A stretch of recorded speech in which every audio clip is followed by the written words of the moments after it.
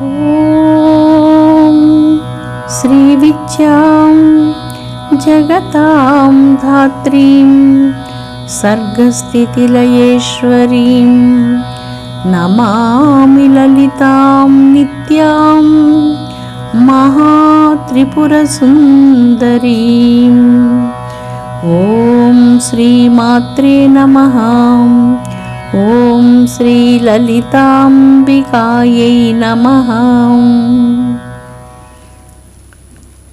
అమృతాత్మ స్వరూపులైన మీ అందరికీ మీ తల్లి అవ్యాజ్యమైన మాతృప్రేమను అందిస్తూ లలితా రహస్యనామ సహస్రాలలో గత వారం మనం మధుప్రీత అన్నటువంటి నామం చెప్పుకున్నాం.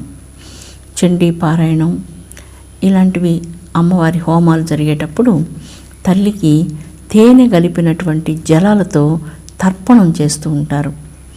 అదేవిధంగా గణేశునికి అద్భుతమైనటువంటి జల తర్పణాలు చేస్తూ ఉంటారు.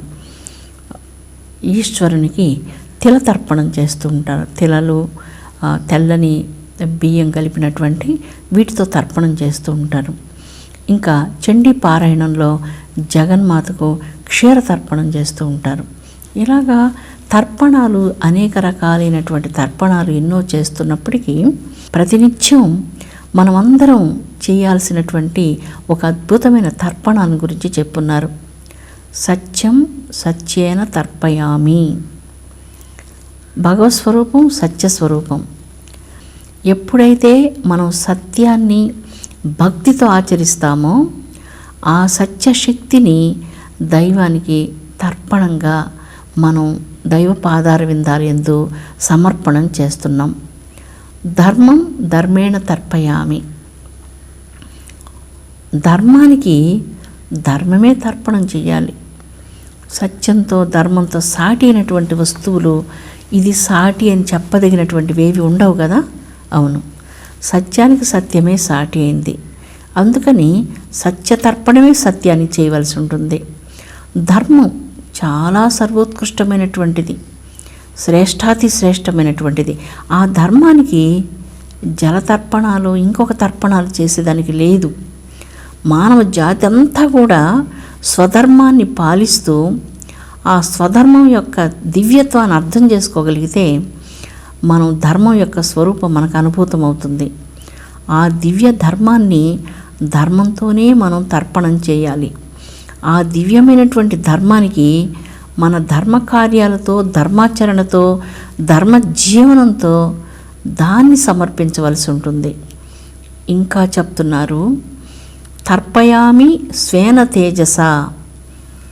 నా యొక్క అపూర్వమైనటువంటి అంతర్గతమైనటువంటి తేజస్సును, నా అంతరంగంలో ఉన్నటువంటి తేజస్సును తపస్సు ద్వారా వెలికి తెచ్చి ఆ తేజస్సుతో జగన్మాతకు తర్పణాన్ని సమర్పించాలి. ఈ మధుప్రీత అన్నటువంటి నామంలో ఇన్ని మంచి అర్థాలు ఇచ్చినటువంటి ఈ నామానికి జగన్మాతకు నమస్కరిస్తూ బంధిన్యాది సమన్విత అన్నటువంటి నామాన్ని మనం చెప్పుకుందాం. బంధిన్యాది సమన్విత. ఈ బంధిన్యాది సమన్విత అన్నటువంటి నామం స్వాదిష్టాన చక్రానికి సంబంధించినటువంటి నామం. ఇప్పుడు స్వాదిష్టాన చక్రంలో అద్భుతమైనటువంటి 6 దళాలు ఉన్నాయి. స్వాదిష్టాన చక్రంలో చాలా లోకాలు ఉన్నాయి అని మనం చెప్పుకున్నాం. చాలా చాలా లోకాలు, అనేక లోకాలు. క్రోధం లోకం. మన కోపం వస్తే ఒక పెద్ద లోకం సృష్టించబడుతుంది. ఆ కోపం అంతటితో ఆగదు. ఎంతోమందికి అపకారం చేసేంత వరకు అది ఒక పెద్ద సునామీలాగా చాలామందిని కష్టపెడుతుంది. ఏ కట్టెకు నిప్పు ఉంటుందో ఆ కట్టె ఖచ్చితంగా కాలిపోతుంది. ఏ శరీరంలో కోపం ఉంటుందో ఆ జీవితం చాలా కష్టాల పాలు కాక తప్పదు. ఇంకా లోభబుద్ధి.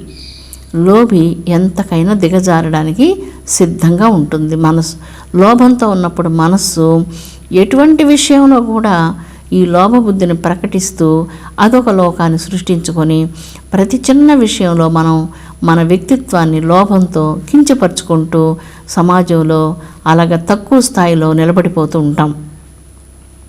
ఇలాగ ఎర్షడ్ వర్గాలు ఏవైతే 6 శత్రువులు ఉన్నాయో ఈ 6 శత్రువులకు మూల కేంద్రమైంది స్వాదిష్టాన చక్రం. అయితే ఇక్కడ సిద్ధేశ్వరీ దేవి అన్నటువంటి ఒక మహాయోగిని ఈ చక్రంలో ఆసీనురాలై ఉంటుంది. ఆ సిద్ధేశ్వరీ దేవి యొక్క పని మనకు సిద్ధిని ప్రసాదించడం. ఈ 6 శత్రువుల్ని మనం జయిస్తే తల్లి మనకు సిద్ధిని ప్రసాదిస్తుంది. గర్వం, మదం ఈ 2 పుట్టేటువంటి స్థానం స్వాదిష్టాన చక్రం. మన గర్వం, మన మదాన్ని, వీటన్నిటినీ సిద్ధేశ్వరి ఎంతవరకు యోగ సాధన చేస్తున్నారు అంటూ గమనిస్తూ ఉంటుంది. ఆ యోగ సాధనలో సాధకుడు తన కోరికలన్నిటినీ దగ్ధం చేసి ఈ లోకాలన్నిటినీ దగ్ధం చేసినప్పుడు, ఈ లోకాలంటే కామలోకం, లోభం లోకం, మోహానికి సంబంధించిన లోకాలు, ఈర్షకు సంబంధించిన లోకాలు, వీటన్నిటినీ నశింప చేసుకున్నప్పుడు సిద్ధేశ్వరీ దేవి అన్నటువంటి ఒక యోగిని, ఈ యోగినులందరూ మన శరీరంలో అనేక భాగాలలో ఆసీనులై ఉన్నారు. సహస్రార కమలంలో జగన్మాత లలితా పరమేశ్వరీ దేవి నిరాకారంగా, వెలుగుగా, అపారమైన చైతన్యంగా విరాజిల్లుతూ ఉన్నది. లలితా పరమేశ్వరీ దేవి తల్లిని సేవించేందుకు 64,000 కోట్ల యోగిని జనాలు నిరంతరం తల్లిని సంసేవిస్తూ ఉంటారు. అలాంటి దేహం ఒక దేవాలయం. దేహో దేవాలయ. బంధిన్యాది సమన్విత అన్నటువంటి ఈ యొక్క నామం 8 బీజమంత్రాలు కలిగినటువంటి ఈ నామం. స్వాదిష్టాన చక్రమునందు 6 దళాల యందు 6 మంది యోగిని దేవతలు పరివేష్టించి ఉన్నారు. వారందరూ ఈ చక్రంలో ఈ 6 దళాల యందు సూక్ష్మ రూపాలతో ఉన్నారు. ఈ 6 దళాల మధ్యలో ఉన్నటువంటి కర్ణిక మధ్యలో ఒక యోగిని దేవి ఆసీనురాలై ఉన్నది. ఈ యోగిని దేవి యొక్క నామం సిద్ధేశ్వరీ దేవి. ఇలాంటి యోగినులు కోట్ల మంది జగన్మాతను సేవిస్తూ ఉంటారు. జగన్మాత వద్దకు సాధకుడు ప్రయాణం చేయాలంటే ఈ శక్తులన్నిటినీ, అంటే తనలో ఉన్నటువంటి గుణ వికారాలన్నిటినీ జయించారా లేదా అంటూ ఈ శక్తులు పరిశీలించి అర్హత కలిగినటువంటి యోగిని మాత్రమే ముందు చక్రానికి పంపిస్తూ ఉంటారు. శ్రీ లలితాంబిక రహస్యనామ సహస్రమునందు అనేక విద్యలు అమరి ఉన్నాయి. అందుకనే ఈ సహస్రనామ పారాయణం సాధకునకు సర్వోత్కృష్టమైనటువంటి ఆత్మ తేజస్సును, ఆత్మ జ్ఞానాన్ని ప్రసాదిస్తుంది. బంధిన్యాది సమన్విత నామంలో ఉన్నటువంటి బంధినీ దేవి. సాధకుడు యోగశక్తిని పొందకుండా స్వాదిష్టాన చక్రాన్ని దాటనివ్వదు ఈ బంధినీ దేవి. ఎప్పుడైతే సాధకుడు సముచితమైనటువంటి కష్టభూయిష్టమైన సాధన చేసి ఈ చక్రంలో ఉన్నటువంటి అన్ని లోకాలను జయిస్తారో అప్పుడు బంధినీదేవి తన బంధనాల నుంచి తప్పించి ముందు చక్రానికి పంపిస్తుంది. అందువలన క్రోధం, లోభం, ఈర్ష్య, మోహం ఈ బంధనాలన్నిటి నుంచి తనను తాను రక్షించుకొని యోగి యుక్త సాధనతో ముందుకు సాగవలసి ఉంటుంది. బంధినీదేవి, భద్రకాళీదేవి, యశస్వినీదేవి, రమాదేవి, మహామాయాదేవి, లంబోష్ఠితదేవి ఈ 6 మంది శక్తులు 6 దళాల యందు పరివేష్టించబడి ఉన్నారు. అందువలన అరిషడ్వర్గాలకు మూలమైనటువంటి ఈ చక్రాన్ని సాధకుడు యోగశక్తితో దాటగలగాలి. ఈ చక్రాన్ని దాటగలిగితే యోగ సాధన చాలా సులభం అవుతుంది. ఈ చక్రాన్ని దాటకుండా చాలామంది సాధకులు ఇక్కడే ఆగిపోతూ ఉంటారు. బంధినీ దేవి చేత బంధించబడుతూ ఉంటారు. అనేక రకాలైనటువంటి గుణ వికారాలతో, కామక్రోధాదులతో కష్టపడుతూ కోట్ల జన్మలు ఎత్తుతూ ఇక్కడే ఆగిపోవలసి వస్తుంది. గురువు అనుగ్రహం వలన, దేవి అనుగ్రహం వలన ఏకాంతంలో కూర్చొని అనన్యమైనటువంటి భక్తితో పవిత్రమైనటువంటి దేవి బీజమంత్రాలను జపిస్తూ ఎప్పుడైతే సాధన సాగిస్తారో ఆ సాధనలో యోగశక్తి వారిని ఆవహించి వారి సాధనలన్నీ కూడా యుక్తకాలంలో ఫలించి అద్భుతమైనటువంటి ఆత్మజ్ఞానం లభిస్తుంది. ఈ ప్రపంచంలో అన్నిటికంటే కష్టమైనటువంటిది, మనల్ని బాగా కష్టపెట్టేటువంటిది చంచలమైనటువంటి మనస్సు. ప్రాణాయామం ద్వారానే చంచలమైనటువంటి ఈ మనసును, ఈ యొక్క మనోరూపమైనటువంటి శత్రువును యోగి అదుపు చేయగలుగుతున్నారు. ప్రాణశక్తి ఉన్నటువంటి చక్రం మన 2 కనుబొమ్మల మధ్యలో ఉన్నటువంటి ఆజ్ఞాచక్రం. ఆ ప్రాణశక్తిని మనం ప్రాణాయామం ద్వారా మూలాధార క్షేత్రానికి తీసుకొని రావాలి. మూలాధార క్షేత్రంలో ఉన్నటువంటి శక్తిని ప్రాణశక్తి కేంద్రానికి తీసుకొని వెళ్ళాలి. ఇది ప్రాణాయామం ద్వారానే సాధ్యమవుతుంది. ఇది భగవద్గీతలో కూడా ఒక చక్కని శ్లోకం ఉన్నది. అనగా మనం ప్రాణాయామం చేసేటప్పుడు మనం పీల్చుకునేటువంటి గాలి ఆజ్ఞాచక్రానికి వెళ్ళి స్పర్శించి అక్కడి నుంచి మూలాధార కుండలినికి వెళ్ళి స్పర్శిస్తుంది. ఆ మూలాధార క్షేత్రంలో ఉన్నటువంటి శక్తిని ఆజ్ఞాచక్రానికి తీసుకొని వస్తుంది. ఇలాగ ప్రాణాయామం చేయడం వలన కొంతకాలానికి ధ్యానం 15 నిమిషాలు, 30 నిమిషాలు ఇలాగ ప్రారంభం చేస్తూ క్రమంగా 45 నిమిషాలు, 1 గంట సేపు ఇలాగ అభ్యాసం చేసేటువంటి శక్తి లభిస్తుంది.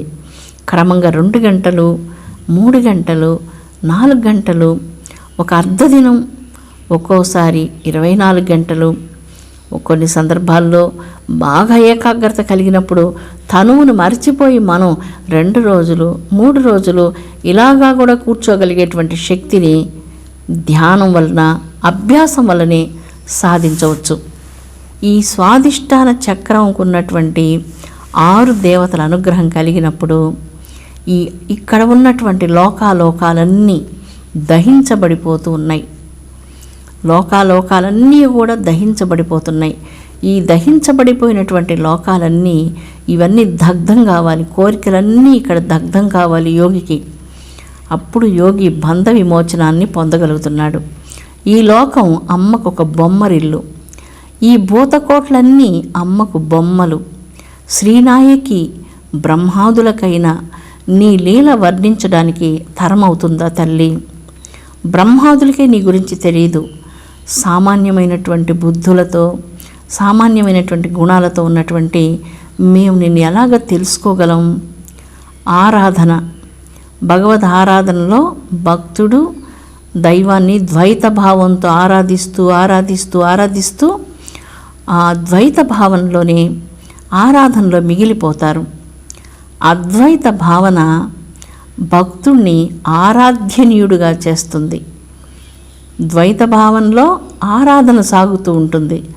అద్వైత భావంలో త్వమేవాహం, నీవు మాత్రమే నాలో ఉన్నావు, నేను అనేటువంటి అక్కడది ఏది లేదు అని ఆ దివ్యమైనటువంటి అనుభవంలోకి వెళ్ళిపోతున్నాడు. కేవలం బ్రహ్మ మాత్రమే ఉన్నది అన్నటువంటి అద్వైత భావంలో మీరు ఆరాధించబడుతున్నారు. ద్వైత భావంలో మీరు ఆరాధకులవుతున్నారు. అద్వైత భావంలో మీరు ఆరాధించబడుతున్నారు, ఆరాధ్యులవుతున్నారు.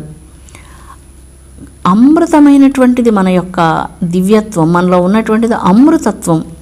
అమృతత్వం యొక్క స్వభావం గర్వం కాదు కదా, ఆ స్వభావం అహంకారం కాదు కదా. ఎప్పుడైనా చిన్నపిల్లలు కానీ, పెద్దవాళ్ళు కానీ, అమ్మాయిలు కానీ, అబ్బాయిలు కానీ, బాగా చదువుకున్న వారు కానీ, పండితులు కానీ, ఎవరైనా సరే మనం అహంకారంతో ఉంటే ఎంత గొప్పవాళ్ళైనా అల్పులమైపోతాం. అహంకారం మనల్ని పతనం చేసేటువంటి ఒక పెద్ద బ్లాక్ హోల్ లాంటిది. అది పెద్ద పెద్ద నక్షత్రాలు కోట్లు కూడా ఆ బ్లాక్ హోల్లోకి వెళ్ళిపోతుంది. దాన్ని సంహార చక్రము అంటాం. ఆ సంహార చక్రంలోకి వెళ్ళిపోయి ఏమవుతుందో తెలియదు అసలు. అది ఆకాశంలో ఎక్కడ ఉన్నదో ఆ బ్లాక్ హోలు, ఈ పగిలిపోయినటువంటి ఈ తిరిగి కోటాను కోట్ల సంవత్సరాలు ఈ నక్షత్ర మండలాలు, ఈ బ్రహ్మాండాలు ఆ బ్లాక్ హోల్లోకి వెళ్ళిపోతూ ఉంటాయి. అవి ఏమైపోతాయో కూడా ఎవరికి తెలియదు. అలాగా ఈ అహంకారంలో మన జీవితం ఏమైపోతుందో మనమే తెలుసుకోలేకపోతాం. మనం ఎవరం కూడా ఈ ద్వేషం, క్రోధం ఇలాంటివి పెంచుకోకూడదు. ఈ క్రోధం, ద్వేషం అనేటువంటివి కడలి యొక్క పెద్ద సునామీ లాంటివి. ఈ సునామీలో మనమే కొట్టుకొని పోతాం. ఆ ప్రమాదం మనకు పొంచి ఉంటుంది. జాగ్రత్తగా ఉండాలి మనం. భగవద్గీత రోజు కొంచెం చదవండి. ఆ స్థితప్రజ్ఞత్వపు లక్షణాలు ఖచ్చితంగా మనకు ఆ భగవానుడు ప్రసాదిస్తారు. ఆ స్థితప్రజ్ఞత్వపు లక్షణాలు చిన్నప్పటి నుంచి అభ్యాసం చేయాలి. చిన్నతనం నుంచే భగవద్గీత పారాయణం చేయడం వల్ల ఈ లక్షణాలు మనకు కలుగుతాయి. ఎవరైనా పొగిడితే ఆకాశంలో ఉబ్బిపోయి అక్కడెక్కడో వెళ్ళి కూర్చుంటారు. ఎవరైనా ఒక చాలా చిన్న మాట, చాలా అసలు అది పరిగణలోకి తీసుకోదగిన మాట కూడా కాదు, అలాంటి మాట వచ్చేటప్పటికి శాశ్వతంగా అన్ని బంధనాలు తెంచుకొని ఎంతో విలువైనటువంటి మానవ ప్రేమను తిరస్కారం చేసి అలాగే వెళ్ళిపోతూ ఉంటాం. ఈ పొంగు కానీ ఈ కృంగు కానీ ఈ రెండు ఎంత మాత్రం మంచివి కావు. ఇవి స్త్రీలకు కానీ పురుషులకు కానీ పెద్దలకు కానీ పిల్లలకు కానీ ఎవరికి కూడా ఎంత మాత్రం మంచివి కాదు. టూ మచ్ ఎమోషనల్గా ఉండడం కూడా అసలు ఎంత మాత్రం మంచిది కానే కాదు. లలితా సహస్రనామ పారాయణం ఇవన్నీ కూడా మనకు బాగా తగ్గిస్తుంది. అమృతాత్మ స్వరూపులారా, మన ఇండివిజువల్ ఐనెస్ని మనం తీసుకొని వెళ్ళి ఆ యూనివర్సల్ ఐనెస్లో మనం కలిపివేయాలి. అదే సాధన. ఈ స్వాదిష్టాన చక్ర సాధన అదే. మీరందరూ అమ్మవారి మహానుగ్రహానికి పాత్రలు కావాలని నేను మీ కన్న తల్లిగా మనపూర్వకంగా కోరుకుంటున్నాను. ఓం శాంతి శాంతి శాంతి.